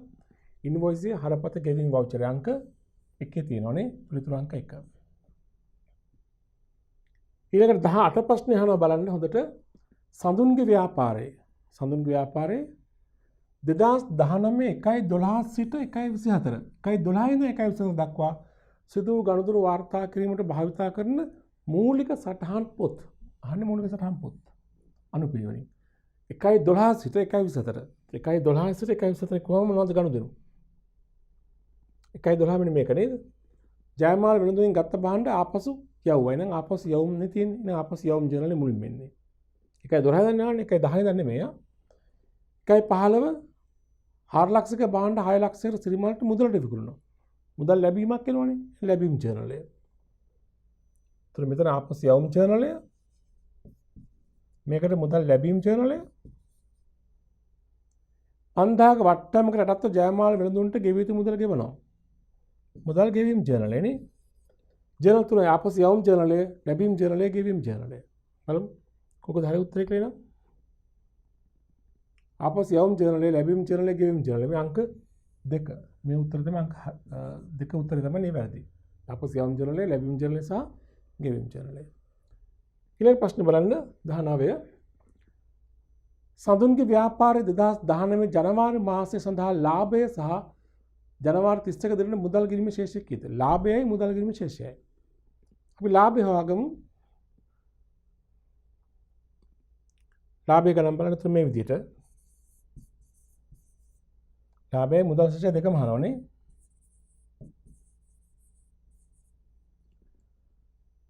පළවෙනි ගණතුන බලන්න ජයමාල් වෙළඳුන්ගෙන් 50 ලක්ෂයක භාණ්ඩ මුලින්ම තියෙන ජනවාරි 1 වෙනිදා මුදල් රුපියල් 4,50,000ක් ආයෝජනය කරමින් සඳුන් ව්‍යාපාරය පටන් ගත්තා. ඒතර මුදල් ශේෂය අපි දහස් වලින් කිව්වොත් 750යි. මුදල් වැඩිවීමක් තියෙනවනේ 750. සඳුන් ව්‍යාපාරයට ඔබ 4,50,000ක් යදෙව්වනේ. මුදල් ලැබීමක් 4,50,000යි. ඊළඟට ජනවාරි 10 ගනුදෙනුව ජයමාල් 50 ලක්ෂයක භාණ්ඩ ණයට ගත්තා. මුදල් වැඩි වෙන්නෙත් නැහැ, ලාභය වැඩි වෙන්නෙත් නැහැ. භාණ්ඩ ණයට ගත්තාම 1.12 ජයමාල් වෙළඳු මිලදීගත් භාණ්ඩ 50000ක තොග හරවා යවුවා. තොග අඩු වෙනවා, නැහිමියෙන් අඩු වෙනවා, මුදල් හෝ ලාභයට බලපෑමක් නැහැ. 1.15 4 ලක්ෂයක පිරිවැය වූ භාණ්ඩ 6 ලක්ෂයකට සිරිමල්ට වික්කා. දහස් වලින්කුත් 400ක භාණ්ඩ 600කට වික්කනේ. ලාභය මුදලට විකුණලා තියෙන ලාභය වැඩි වෙනවා මෙතන 200කින් 200කින් 2 ලක්ෂයක් කියන එකයි. ඒ වගේ මුදල් ලැබෙනවා මේ ගානේ ගනුදෙනුවෙන් මුදලට නෙවික්කේ 600ක්. මුදල් වැඩි වීම 600යි. පේනවනේ? අත්පිට මුදලට වික්කේ පිරිවැය 600ක භාණ්ඩ පිරිවැය 400ක භාණ්ඩ 600කට මුදලට වික්කා මුදල් වැඩි වීම 600යි. තොග අඩු වීම 400යි කියලා ලාභයට බලපන්නේ. හැබැයි මේකේ ලාභය තියෙනවා මේ දෙකේ වෙනස 200කින් වැඩි ලාභය. 1.24 5000ක වට්ටමකට යටත්ව ජයමාල් වෙළඳුන්ට ගෙවිය යුතු මුදල ගෙව්වා. අපි ජයමාල්ට කීයක් දැන් ගෙවන්න තියනවද? ජයමාල්ගෙන් භාණ්ඩ ගත්තා දහස් වලින් කියමුකෝ 500යි. 50ක් හරවා යවුවා. ඒතර 450ක් ගෙවන්න තියෙනවා. 450 5ක වට්ටමක් යටතේ අපි ගෙවන්නේ නේද? ඒතර ජයමාල්ගෙන් 500ක භාණ්ඩ ණයට ගත්තා. ජයමාල්ගෙන් 50ක භාණ්ඩ හරවා යවුවා. ඒතර 500න් 50ක් ගියාම 450යි. 450 5000ක වට්ටමක් යටතේ ගෙවනවා. 450 10 වෙන ගත්තම 5යිනේ. ඒතර 450 තමයි ගෙවන්න තියෙන ගාන. වට්ටම 5යි. එහෙනම් අපි ගෙවන ගාන කීයද? 445යි සල්ලි වලින් නේ. තේරුණාද? 450ක් තමයි ගෙවන්න තියෙන යාට. 10 වලින් ගත්තම වට්ටම 5යිනේ. 450 අඩු කළාම 445ක් මුදල් වලින් ගෙවනවා. උතර බලන්න ඒක උතර මොකද වෙන්නේ? මුදල් අඩු වෙනවා 445ක්. 445ක් ගෙව මුදල් ගිණුම බැර නහිමි හර. නහිමියන්ට සම්බන්ධ අනිත් එක දුන් වට්ටම් තියෙනවා. රුපියල් ලද වට්ටම්. සාමාන්‍යයෙන් ලද වට්ටම් 5000 වට්ටම ජයමාලට ගෙවිය යුතු මුදල ගෙවනවනේ. නහිමි අපිට 5000ක වට්ටමක් දෙනවා. කියන්නේ 5ක. ලද වට්ටම් ගිණුම බැර නහිමි හරනේ ලද වට්ටම් බැර කියන ලාභයක් එක. ලාභයට එකතු වෙනවා 5ක්. 5000. එහෙනම් මෙච්චරයි ලාභයට බලපාන ගණුදුණු තියෙන්නේ. ලාභයට බලපාන ගණුදුණු දෙක එකතුව ධන 205යි. මුදල් ශේෂය 750ක් ධන 600ක් ධන 445ක් ඍණ 750යි 650යි 1350යි ධන සංඛ්‍යා තියෙනවා 1350ක් අඩු වෙන්න ඕනි 445ක්. તો 10 භාග්‍යම් 5යි 4 ගියම් 0යි 905ක් මුදල් ශේෂය වැඩි වුණේ. එහෙනම් අන්තිම උත්තරය අපිට කියන්න පුළුවන් මෙහෙම. අපෙන් අහන්නේ මුදල් ශේෂයයි ලාභයයි මුදල් ශේෂයයි වලට බලපෑමනේ. ලාභයේ වැඩිවීම 205යි මුදල් ශේෂයේ වැඩිවීම 905යි. බලන්න මේ උත්තරේ කොහෙද තියෙන්නේ? 205යි 905යි නේ. මෙතන අංක 5. ලාභයේ වැඩිවීම 205යි 10 වලින් මුදල් ශේෂය වැඩිවීම 905යි. හරි උත්තරේ අංක 5. පැහැදිලිද? ඊළඟ ප්‍රශ්න අංක 20. ආයතනයක මූල්‍ය ගිණුම්කරණයේ මූලික අරමුණ කුමක්ද? මූල්‍ය ගිණුම්කරණයේ මූලික අරමුණ. බලන්න එක නෛතික අවශ්‍යතාවයන්ට අනුකූලව ගණුදුණු සටහන් කිරීම හා වාර්තා කිරීම. වඩා නිවැරදි පිළිතුර තෝරන්න. දෙක ගිණුම්කරණ ප්‍රමිති වලට අනුකූලව පොදු පරමාර්ථ සඳහා මූල්‍ය ප්‍රකාශන පිළිල කිරීම. 3 වාර්ෂිකව බාහිර විගණන සඳහා මූල්‍ය ප්‍රකාශ මගින් තොරතුරු ලබා දීම. 4 ඇල්මැති පාර්ශවයන්ට තීරණ ගැනීම සඳහා තොරතුරු සැපයීම. 5 කළමනාකරුවන්ට තීරණ ගැනීම සඳහා මූල තොරතුරු සැපයීම. මෙතෙන්දී නිවැරදි පිළිතුරු කිහිපයක්ම තිබුණත් වඩාත්ම නිවැරදි පිළිතුරු අංක 4. ඇල්මැති පාර්ශවයන්ට තීරණ ගැනීම සඳහා අවශ්‍ය කරන තොරතුරු සැපයීම තමයි මූල්‍ය ගිණුම්කරණයේ අරමුණ. අංක 4 තමයි නිවැරදි. හොඳයි. අපි මේ ප්‍රශ්න පත්‍රයේ ඉතිරි කොටස ඊළඟ පාඩම් ඒකකයේ තුලින් අධ්‍යයනය කරමු.